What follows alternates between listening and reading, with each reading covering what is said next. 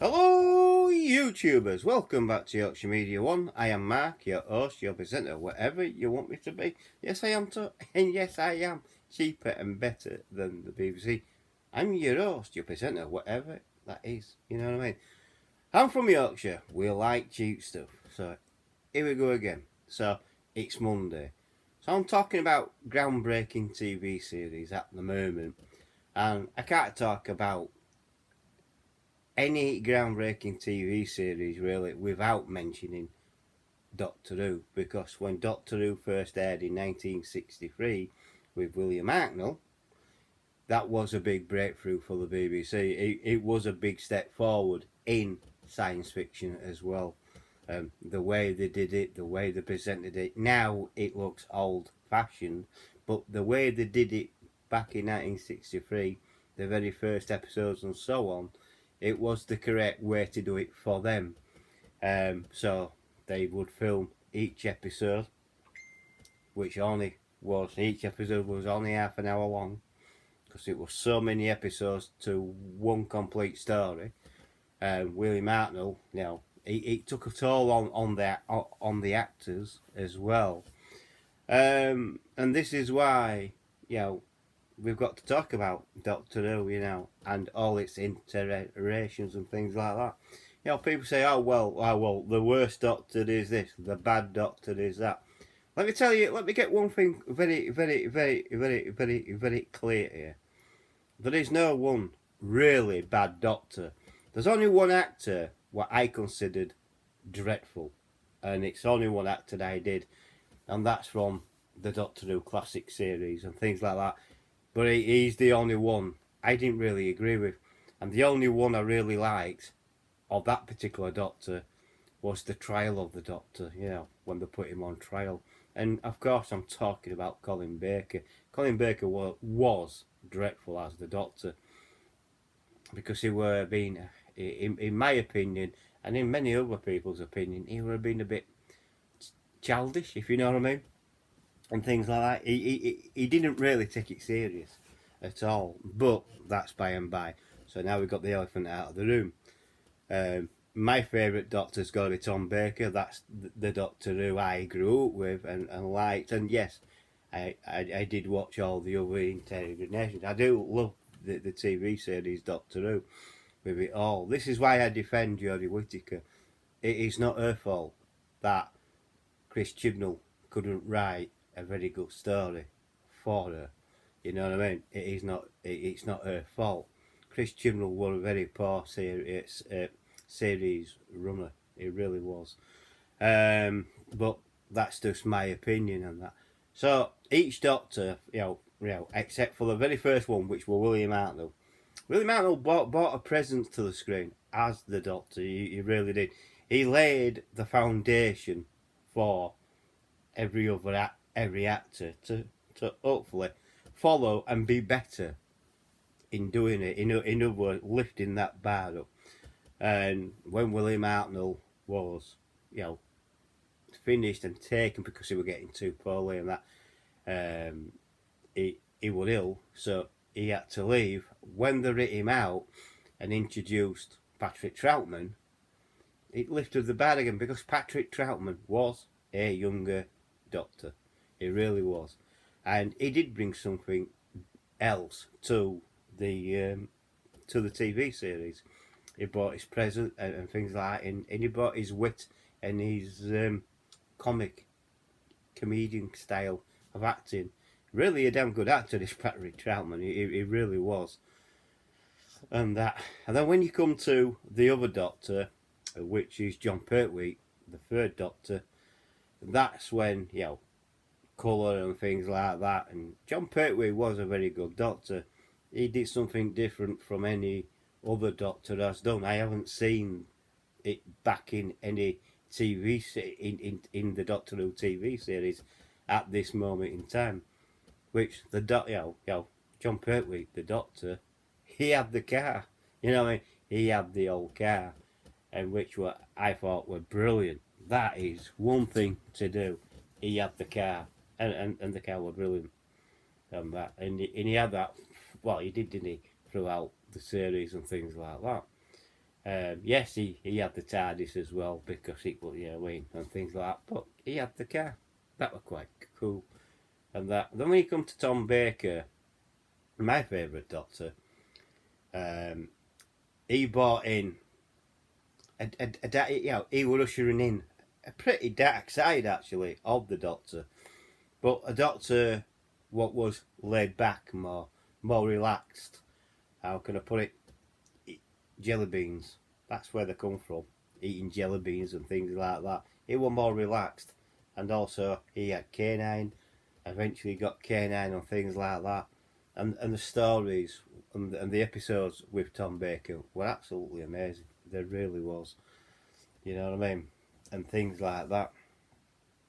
And I did love him. I really did, really did love that style. So, you know, even when um, Davidson did it, Peter Davidson, when he did the Doctor, you know, you could see where they were going.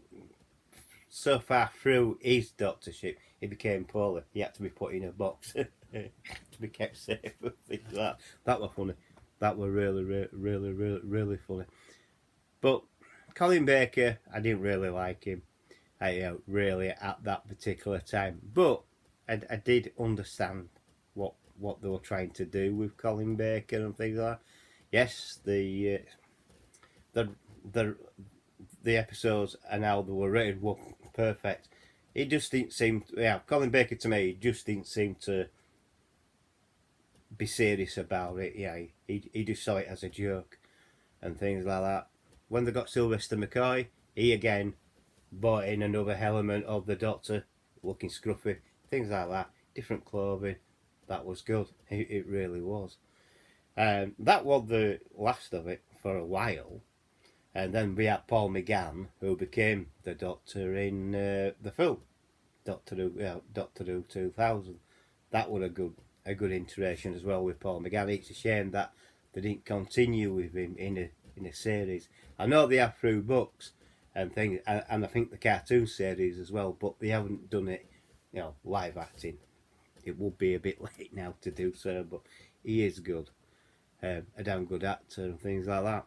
And then when they rebooted it with Eccleston and things like that, Eccleston were good. He, you could tell he's come from, you know, he's disheveled. He's come from a war, basically. He's come from the time where he's recovering, and he just wants to have a big adventure and things like that. And that's what he does with Ross Tyler.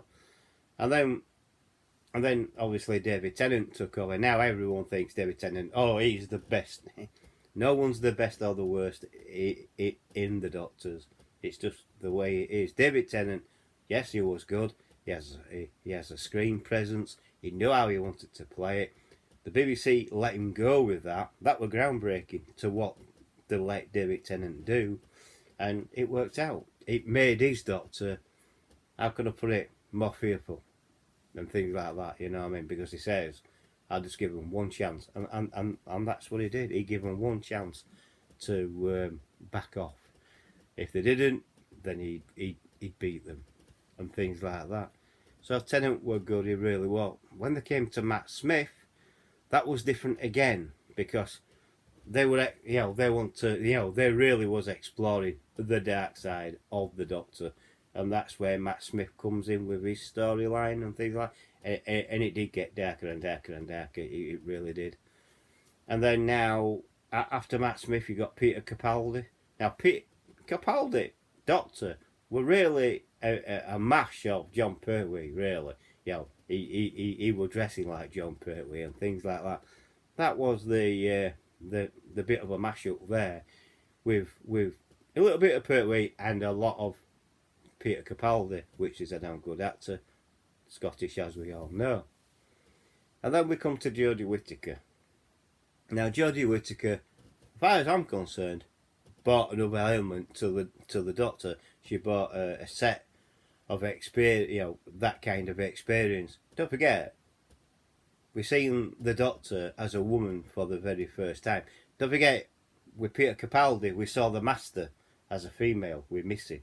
So, you know, I knew that was the Master female version of Missy.